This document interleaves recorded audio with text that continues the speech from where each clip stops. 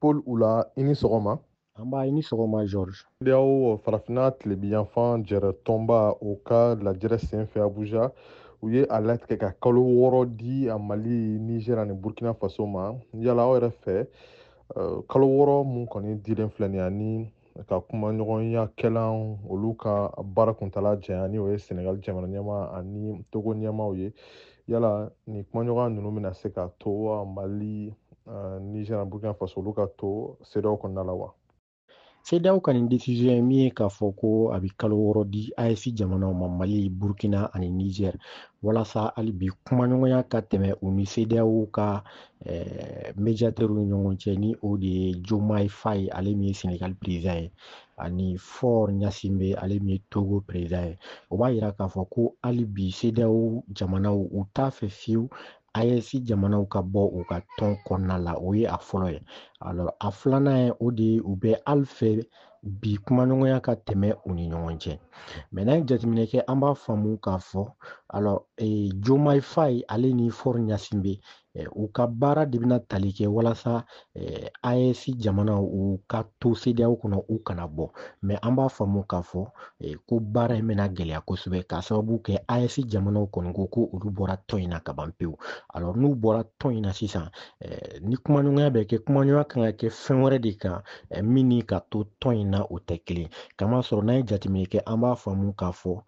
AES jamana ninnu Mali, Burkina, Niger u ye jalaki caman de ta ka ɲɛsin CEDEAO ma kuma min na u yɛrɛ tun bɛ gɛrɛntɛ kɔnɔna la kɛrɛnkɛrɛnnenya lakanabaliya min tun kɛlen don ka jamana saba in sɔrɔ u y'a fɔ ko CEDEAO ma u dɛmɛ mais CEDEAO tila tuguni ka embargo bi u kan fo k'a fɔ tuguni ko u bɛ sɔrɔsiw bila alors ka taa Niger fintigilakaw kɛlɛ olu minnu y'u ka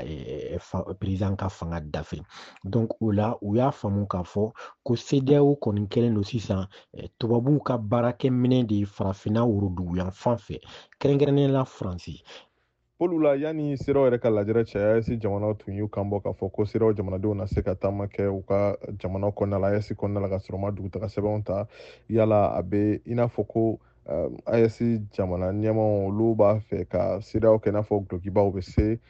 ka mun bɛrɛ bɛn u yɛrɛ ma ka misaliya ka nafama yɔrɔw ta ni o ye maaw ka se ka taama ka sɔrɔ gɛlɛya to u la ka sɔrɔ u ma a politiki gɛrɛntɛw olu ta a politiki gɛlɛyaw ko olu sen bɔ a la wa?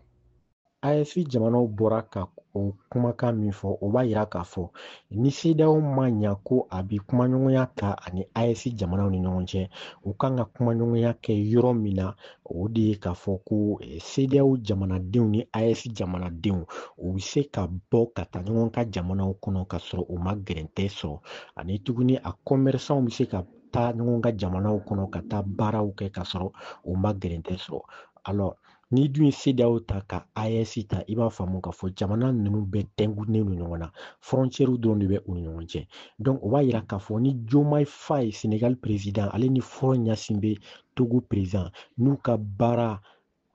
bɛ se ka nɔgɔya cogo min na u kan ka baara kɛ nin yɔrɔ de la kosɛbɛ AES ka kuma ɲɛbila kuma a bɛna fɔ u bɔra ka o de fɔ sisan mais o b'a yira cogo bɛɛ la tuguni k'a fɔ ko AES kɔni bɔra CEDEAO la mais kumaɲɔgɔnya bɛ se ka kɛ yɔrɔ min na o de ye nin yɔrɔ ninnu ye. Nka Paul la kumakan laban minnu fɔra CEDEAO fɛ ani AES fɛ a bɛ i n'a fɔ ni jɛkulu fila kɔni u cɛ basigira dɔɔni hali n'o y'a sɔrɔ a bɛ se ka fɔ ko u kɔni ma segin ɲɔgɔn ma tiɲɛ yɛrɛ la yala o bɛ se ka faamu cogo di yala an b'a la ka an sɛnsɛn ka taa bɛnkan dɔ sira kan wa? Awɔ an bɛ k'an sɛnsɛn ka taa bɛnkan dɔ sira fɛ i n'a fɔ n bɔra ka min fɔ ye sisan o de ye k'a yira k'a fɔ bɛnkan bɛ se ka tɛmɛ AES ani CEDEAO ni ɲɔgɔn cɛ i n'a fɔ a bɛ kɛ diɲɛ jamana tɔw la cogo min na n'i ye Union européenne ta jɛɲɔgɔnya bɛ Union européenne ani CEDEAO ni ɲɔgɔn cɛ n'i ye ALENA ta i b'a sɔrɔ jɛɲɔgɔnya bɛ ALENA ani MERCOSUR ni ɲɔgɔn cɛ ne yɛrɛ kɔni ka jate la a bɛ n'a fɔ bi n bɔra ka min fɔ sisan o baaraw de bɛ sen na kamasɔrɔ ni jateminɛ k'i b'a faamu AES ka fanfɛ CEDEAO ka fanfɛ bi kuma jugu tɛ ka ɲɛsin ɲɔgɔn ma mais basigi kumaw de bɛ yen ani delili kumaw ni kuma ɲɔgɔnyaw de bɛ sen na donc o b'a jira k'a fɔ don n'a nataw bɛnkan bɛ na sɔrɔ mais ne kɔni ka jate la bɛnkan in tɛna kɛ bɛnkan ye min b'a to AES bɛ segin CEDEAO kɔnɔ cogo min na mais bɛnkan bɛ na tɛmɛ AES jamanaw ani CEDEAO jamanaw ɲɔgɔn cɛ walasa taa ni ka segiw ni basigi bɛ se ka na cogo min na. Paul Oula i ni ce. An b'a i ni ce.